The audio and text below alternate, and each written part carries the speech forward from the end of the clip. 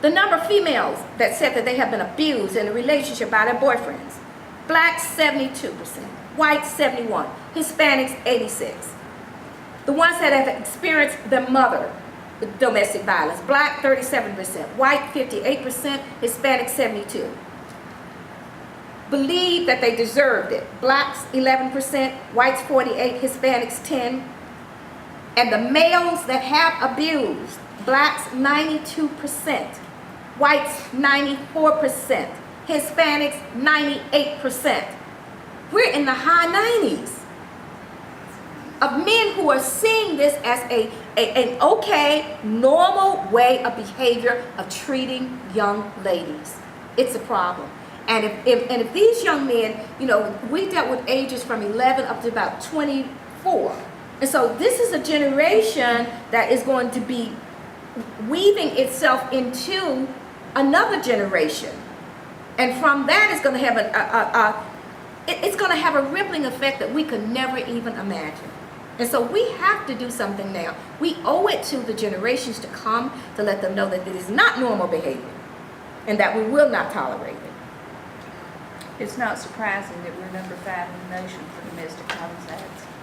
And I think it's important, and one of the things that, you know, I think is so important what Dr. Hill was saying is that we have to realize that, you know, we sat here and we talked for a while about domestic violence, what should happen, what could happen, what are the possibilities, what we definitely should be doing. And I think it's important to keep in mind that the everyday citizen is not powerless in this discussion. Just because you have never experienced domestic violence does not mean that you do not have a role to play in this sort of advocacy, in this sort of work. And that, you know, if you vote, if you care, you know, this is an issue that everyone should be able to be on board with. Everyone should find to be important to them, because these issues do impact other areas. And I think it's important in terms of advocacy and talking to elected officials to connect the dots and to be able to say that, you know, if you don't deal with family violence, if you don't prevent it, if you don't intervene early, you're going to end up paying for it later. Whether it's in eventual incarceration of a child that's grown up in that sort of environment, whether it's because they joined a gang or because they engage in some sort of violent activity themselves. You know, healthcare costs where you have people who are incurring all of these sort of injuries. These sorts of things add up, and they have real, fundamental, quantifiable, meaning dollars and cents. They have real impact. And I think a lot of times, and it's unfortunate to say, you know, because a lot of people don't experience that kind of violence in their homes, in their lives, it doesn't seem as real.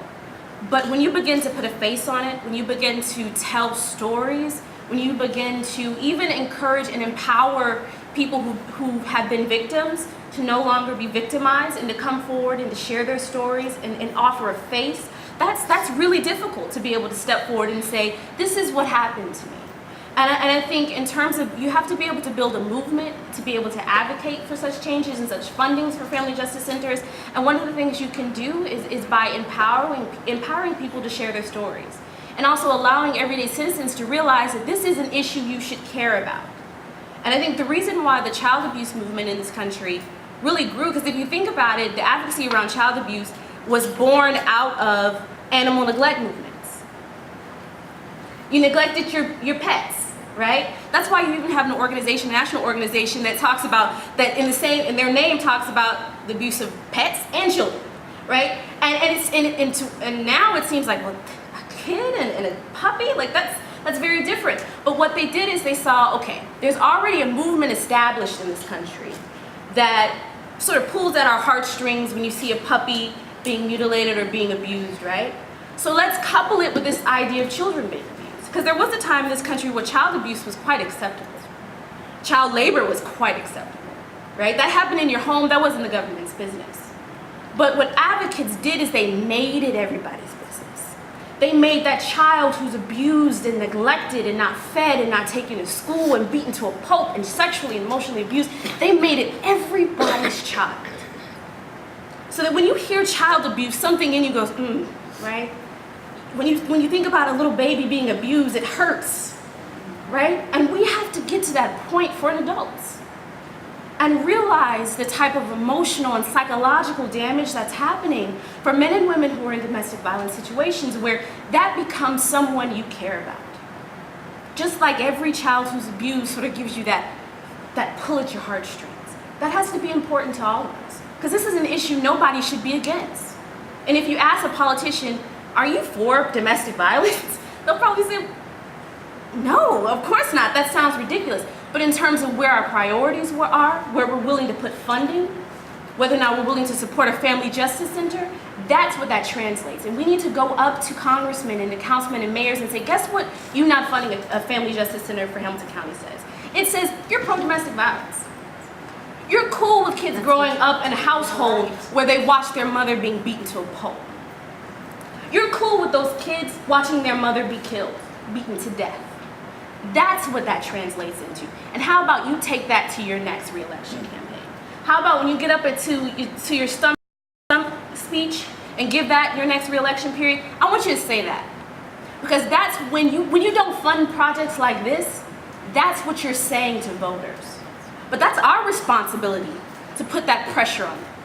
It's our responsibility to bring that in terms of our advocacy. We've got to be ballsy. This is not something we should be timid about, because it's not a timid issue. It's serious, and people are dying every day from it, and we have to approach it with that sort of mindset. 3 women every day die from abuse in our country.